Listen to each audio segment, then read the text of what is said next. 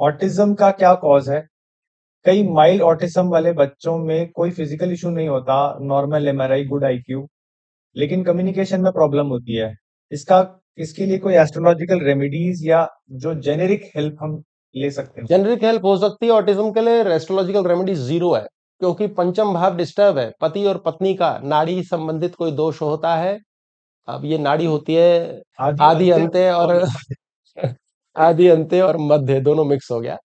इनके दोष यानी कि सेम नाड़ी यदि हो जाती है तो आप शादी नहीं करते। जैसे एक एग्जांपल है, बनिए हैं जी गुप्ता है, आप भी गुप्ता जी, शादी नहीं, गोयल है, सेम, उसमें विवाह नहीं करेंगे, अपना अलग करते हैं, तो उसके अंतर्गत परेशानी अदरवाइज आती है, गोत्र इत्यादि का चक्कर होता है। अगर आपका नाड़ी दोष आ गया है तो मृत्यु हो जाती है। जो यंग बच्चे मर जाते हैं वो नाड़ी दोष की वजह से मरते हैं।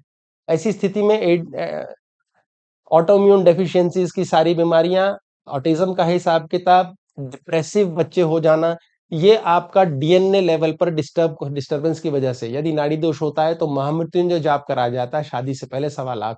ये एक वैदिक उपाय है। अन्यथा अग्नि के फेरे ना लें, अग्नि को इग्नाइट ना करें। अग्नि के फेरे लेने मात्र से ये पावर पकड़ लेता है मंगल की वजह से, क्योंकि मंगल है जो ट्रांसफॉर्मेशन देता है नाभि टू नाभि।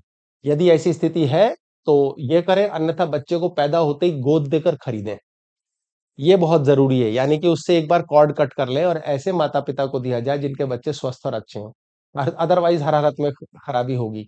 गर्भ के समय में भी ऑटिज्म जैसी चीज आ सकती है। यदि आप माता के गर्भ में हैं और माता अपने आप में अत्यधिक परेशान है और पितरों की कहीं कृपा लॉस्ट हो रही है, तो इसमें घर की डिस्टरबेंस भी होती है, स्टार्स का भी है। ये बहुत लंबा अध्याय है। और अगर आपकी कुल देवी कुल देवता ये प्रसन्न नहीं है, मकसद कहने का है कि ये कोई स्पेशलिस्ट ही आपको बता सकता है किस प्रकार है। मोटे तौर पे अगर बात करें तो पितृ कृपा लेना शुरू करो भैया, घर का साउथ वेस्ट ठीक करो। आपको घर का वेस्ट भी ठीक करना पड़ेगा। वेस्ट नॉर्थ वेस्ट डिस्टर्ब अगर होगा तो ये टेढ़े मेढ़े दिमाग के बच्चों का हिसाब किताब होना ही है। एडीएचडी हो सकता है। उधर के एरियाज में शीशे ज्यादा ना लगे हो, वैसे तो एग्जैक्ट देख के लगेगा पता, ऐसे तुक्के मारने वाली बात होती है। ये चीज नहीं होनी चाहिए। और ब्रेन संबंधित चीजों के लिए घर के कुछ नॉर्थ ईस्ट वगैरह के एरियाज भी, लेकिन प्रमुख है कि आपको पितरों की कृपा नहीं मिली है। ऐसे भी बच्चे हो सकते हैं जो संभोग के समय माता और पिता में प्रेम नहीं है, मात्र नाम के लिए संभोग किया गया है। इसलिए ये एक बहुत बड़ी और विशेष प्रक्रिया है कि दोनों के बीच आपसी प्रेम और सहमति से संतान हो। यदि जिद वाली संतान होती है तो आतंकवादी ही पैदा होते हैं। यदि आप ये सोच के चले कि प्रेम के साथ भोग किया गया है तो साइंटिस्ट पैदा होंगे। सर, ये जिन्होंने प्रश्न पूछा है, ये बहुत समय से गवर्नमेंट एग्जाम्स की प्रिपरेशन कर रहे हैं, हम्म। लेकिन हर बार लास्ट टाइम में ही कुछ नंबर से रह जाते हैं पेपर में या इंटरव्यू में। तो इनको क्या रेमेडी दी जा सकती है? अगर 3 बार ये फेलियर हो चुका है तो ये गवर्नमेंट जॉब तो इनके लिए बनी ही नहीं है। काहे के लिए पंगे ले रहे हैं? कोई भी कार्य में 3 बार के फेलियर शनि देता है। पंगे ना ही लें, छोड़ दो, कुछ और करो। गवर्नमेंट जॉब की कसम खा ली है, प्री लीव कर लिया है, तो 100 बार दे के भी नहीं होगी। सूर्य जैसे प्लेनेट का यदि सहयोग नहीं है तो गवर्नमेंट जॉब को ऑलमोस्ट भूल जाओ, ऑलमोस्ट, के लग ली आपकी तो वो उसका कोई फायदा नहीं है। जिद मार के फायदा नहीं है, कोई परेशानी ना लें। क्यों, गवर्नमेंट जॉब के अलावा क्या जिंदगी नहीं होती? कोई और सेमी गवर्नमेंट लो, लाइन चेंज करो। इसका टोटका ये भी होता है कि आप ए ग्रेड, एक कुछ ऐसे भी प्लेनेट होते हैं जो ए ग्रेड की जॉब नहीं देंगे, बी दे देंगे। तो आप दो में साइमल्टेनियसली एग्जाम दीजिए तो आपको पता लगेगा जो ए वाली गवर्नमेंट जॉब थी वो नहीं लगी, बी वाली लग गई। हालांकि वो आपको पसंद नहीं होगी क्योंकि निचला स्तर होगा, लेकिन मिलेगी ही वो। तो ग्रह गिफ्ट कर देते हैं कि ठीक है बेटा दूसरा ले ले, बी ले ले। सर, जिन लोगों का गुरु वक्री होता है सर, उनको गुरु उनको धर्म स्थान में जाना है या गुरु मानसिक गुरु बना लेना है या गुरु धारण कर लेना, वो ठीक है? जिनका गुरु वक्री होता है वो मानसिक गुरु बनाए ना बनाए, धर्म स्थान में जाए ना जाए। धर्म स्थान में वो ना जाए जिनके लिए पास, जिनकी शनि की राशि और धर्म अ, प्लूटो। प्लूटो की राशि, यमराज की राशि 9th हाउस में 10 और 11 नंबर, वो धर्म स्थान में ना जाए।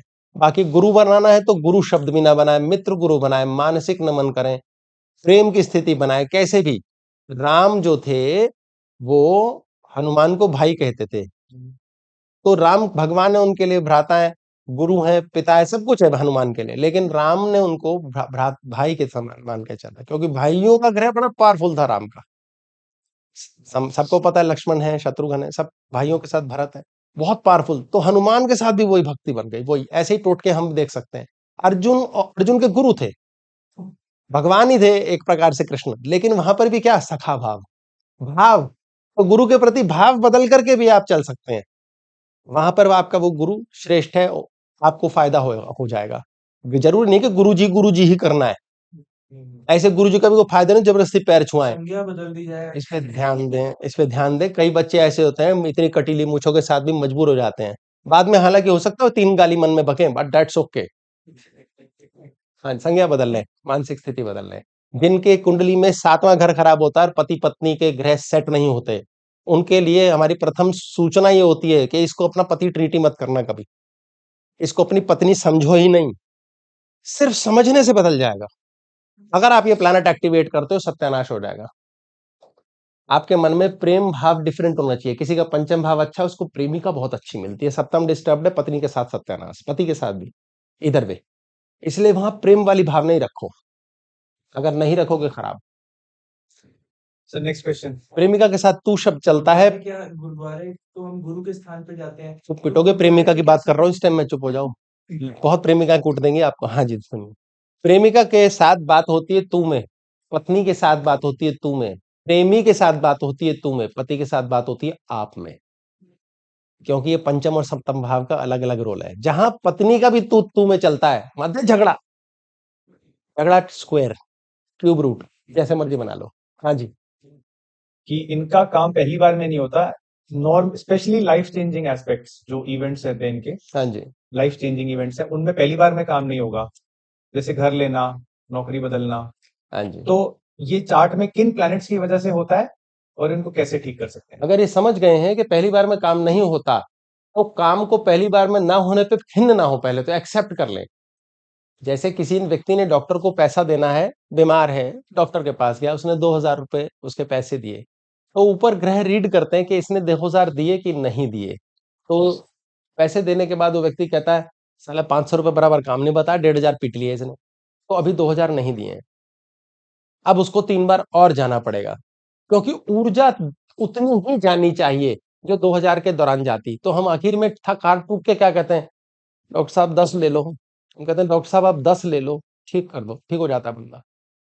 तो ऐसी स्थिति में आपको जो देना है वो दिल से देना है। ये नहीं कहना "हाँ, इतने पैसे लग गए हैं इतने।" एनर्जी पैसे में ही कन्वर्ट होती है। अगर हम ये बात करेंगे तो पूरी क्लास हो जाएगी इसके ऊपर। वो पैसे में कन्वर्ट करके उस पैसे के द्वारा धन की बलि दी जाती है, तभी वो जाकर के कंफर्मेशन होता है, सेट होता है। तो क्वेश्चन क्या था? उनका पहली बार में जो काम पहली बार में लाइफ चेंजिंग तो इवेंट्स, पहली बार में जो काम नहीं होता है, इनको पहली बार में एक्सेप्ट करना है। इट्स ओके, मेरा तो यार नहीं होता ना, ठीक है ना यार, खत्म करो, क्या हो गया उसमें। घर से ही निकलो तो 2 बार जूते पहन के निकलो, टोटका खत्म करो। सचिन तेंदुलकर भी राइट पैड बांधता था पहले, टोटके सब मानते जानते हैं कि हाँ यार ऐसा कुछ होता तो है। So you don't have to के टोटके चलते हैं। ग्रह कौन सा ग्रह क्या कर रहा है ये आपकी कुंडली बताएगी। अगर इसका एक छोटा सिंपल टोटका, जैसे घर लेने की बात स्पेशली कह रहे हैं और पहली बार में नहीं हो रहा है, तो भैया लोन ले लो, ब्याज दो। इसमें आप नेपच्यून और मंगल को एक्टिवेट कर सकते हैं कि हर हालत में आपने ब्याज देना ही है। अगर आप ब्याज देने की स्थिति में आ जाते हैं तो आपका एक को ओनर बन जाता है, बैंक बन जाता है, मित्र बन जाता है, कोई भी बन जाता है। ऐसी स्थिति में आपके ब्याज देने मात्र से आपका नेपच्यून और मंगल विशेष तौर पे हेल्प करते हैं, और ये भयंकर पावरफुल प्लैनेट्स हैं, चिज्जी बनवा देंगे।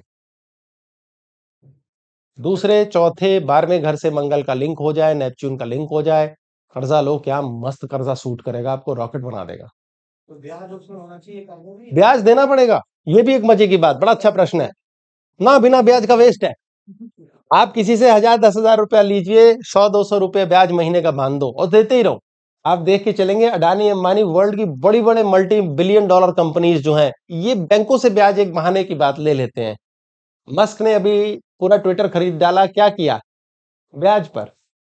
तो बैंक्स के साथ ट्रांजैक्शन, तो वो प्लैनेट्स को एक्टिवेट करते हैं कि हमारा तो है ही नहीं। इसीलिए दूसरे का सम्मेलन, दूसरे को साथ जोड़ के चलना आवश्यक है। जी, किनको करना चाहिए ब्याज वाला काम? ब्याज वाला काम जिनको काम पहली बार में अटक रहा है और भूमि संबंधित, बिजनेस संबंधित, किसी के साथ लेन देन, जहां धन का कुछ लेन देन चल रहा है कि मेरे से होता नहीं यार पहली बार में, तो ये ब्याज वाला काम साथ में डाल लें।